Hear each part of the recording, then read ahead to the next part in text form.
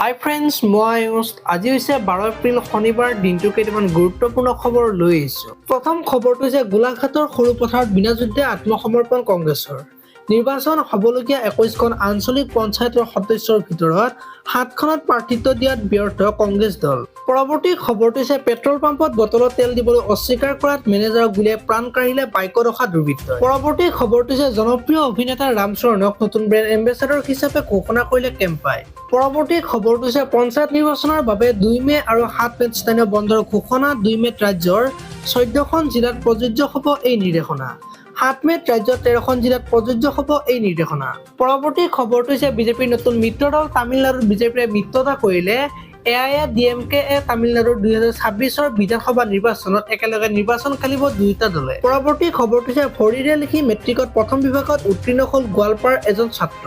পৰৱৰ্তী খবৰটো হৈছে পঞ্চায়ত নিৰ্বাচনৰ সক্ৰিয় ৰূপত মুখ্যমন্ত্ৰীয়ে পঞ্চায়ত নিৰ্বাচনৰ বাবে ভাগ ল'ব 27টা ৰেলীত।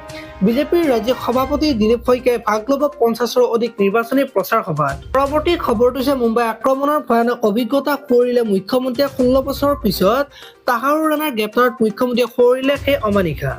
26/11 নিশা মুখ্যমন্ত্ৰী হিমন্ত বিশ্ব শৰ্মাৰ থকা কথা আছিল মুম্বাই তাজ হোটেলত, কিন্তু সৌভাগ্যক্ৰমে অন্তিম মুহূৰ্তত মুখ্যমন্ত্ৰীগৰাকীয়ে তাজ হোটেলত নাথাকি গ'ল আন এখন হোটেললৈ। কিন্তু কিছু সময় পিছতে তাজ হোটেলত সংঘটিত হয় সন্ত্ৰাসবাদীৰ সেই ভয়ংকৰ আক্ৰমণ। পৰৱৰ্তী খবৰটো হৈছে তিনি অধিবক্তাৰ বিৰুদ্ধে আদালতত অৱমাননাৰ গোচৰ। আদালতত অৱমাননা গোচৰত সকলো পক্ষলৈ জাননী হাইকোৰ্টৰ। 2025 চনৰ 13 মেত গোচৰটোৰ পৰৱৰ্তী শুনানিৰ দিন আজি মুখ্য ন্যায়াধীশৰে গঠিত বিচাৰপীঠে দিলে এই নিৰ্দেশ। মহাধিবক্তাই তিনি অধিবক্তাৰ বিৰুদ্ধে তৰিছিল গোচৰ। পৰৱৰ্তী খবৰটো হৈছে চিকিৎসক হিচাপে 10 বছৰ পাকিস্তান সেনাবাহিনীত আগবঢ়াইছিল সেৱা, জানে বিশ্বৰ 7টা ভাষা।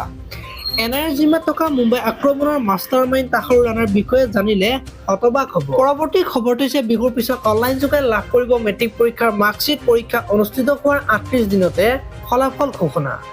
বিদ্যালয়ৰ পৰা ল'ব পাৰিব মাৰ্কশ্বিটৰ হাৰ্ড কপি। উত্তৰমুখী পুনৰীক্ষণৰ বাবে পৰ্টেলত কৰিব পাৰিব আবেদন।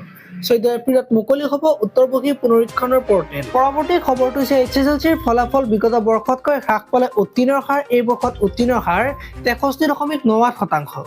2024 চনৰ উত্তীৰ্ণৰ হাৰ 75.70%।